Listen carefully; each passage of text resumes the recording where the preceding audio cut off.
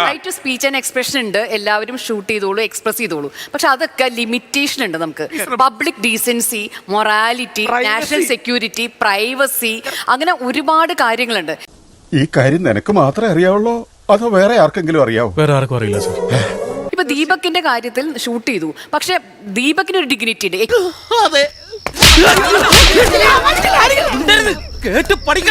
പണസമ്പാദനം നടക്കുമെന്നുള്ളത് മനസ്സിലാക്കി ഇത്തരത്തിൽ കണ്ടന്റുകൾ ക്രിയേറ്റ് ചെയ്യുന്നു എന്നുള്ളതാണ്. ഇവൻ അങ്ങനത്തെ ഫാമിലി പെട്ടൊന്നുമല്ല, എനിക്ക് ഫാമിലി പോലും ഇല്ല. എല്ലാം CCTV ഉണ്ട്.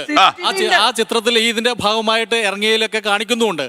നമ്മൾ മനസ്സിലാക്കേണ്ടത് ഇപ്പോഴും ഈ ദീപക് മോശമായ പെരുമാറിയ ഒരു വീഡിയോ ഒരിക്കൽ പോലും നമുക്ക് പോലും കാണാൻ കഴിഞ്ഞില്ല. എന്നെ കുറിച്ചുള്ള സകല ഇമേജും അതോടെ പോകും. തന്നെ കുറിച്ച് അങ്ങനെ വലിയ ഇമേജ് ഒന്നും നേരത്തെ എന്റെ മനസ്സിലില്ല. ദീപകിന്റെ ടച്ച് ബാഡ് ആണെന്ന് അഭിപ്രായമുള്ള മനുഷ്യർ നമുക്കിടയിലുണ്ട്, അത് നിങ്ങൾ മനസ്സിലാക്കണം. ഒരു നല്ല കാര്യം നടക്കാൻ വേണ്ടി ഒരു കള്ളം പറഞ്ഞു എന്ന് വെച്ച് കർത്താവ് എന്നെ 7-ാം നരകത്തിലും തള്ളി ഇടൂല ചോറി കുട്ടിയെ. അല്ല, ആരും അങ്ങനെ പറഞ്ഞില്ല.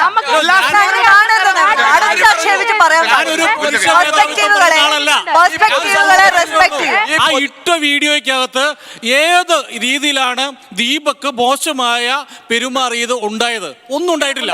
പുള്ളിക്കൊരു അബദ്ധം പറ്റിപ്പോയതാ കുഞ്ഞപ്പ മാമ. ഞാനൊന്നും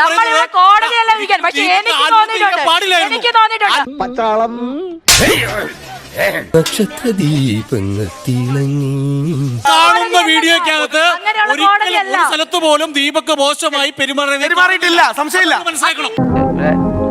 പിന്നെ ചൂടാണ്ട് ഇല്ല.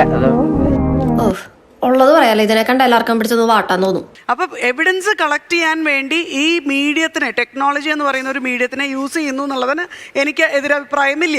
നല്ല ഓക്കെ, ആ എവിഡൻസിനെ അല്ലെങ്കിൽ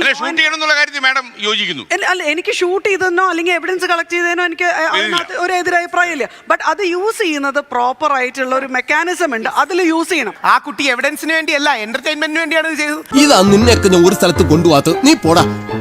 അങ്ങനെ പറഞ്ഞാൽ പറ്റില്ല, പറഞ്ഞാ സാറേ. രാമേന്ദ്ര, നീ ഒരു കാലത്തും എന്നെ വെറുതെ വിടാൻ തീരുമാനിച്ചിട്ടില്ലല്ലേ?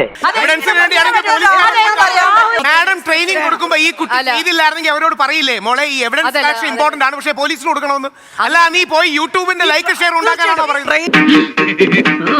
സമ്മതിച്ചിരിക്കുന്നു, ചങ്കുറപ്പുള്ളവനാണ് നീ. നിന്നെ പോലെ കുറെ എണ്ണത്തിനെ കണ്ടിട്ടുണ്ടാ, കരയിപ്പിച്ചിട്ടുണ്ട്. കയ്യൂക്കൊണ്ടല്ല, നാവിന്റെ ബലത്തില്. അത്രേ പറയുന്നുള്ളൂ. സ്വാഗതം ഇനി ഒന്നുമില്ലല്ലോ പറയാനെ കൊണ്ട്. ഒന്നുമില്ല, പോവാ. അങ്ങനെ പോവല്ലേ.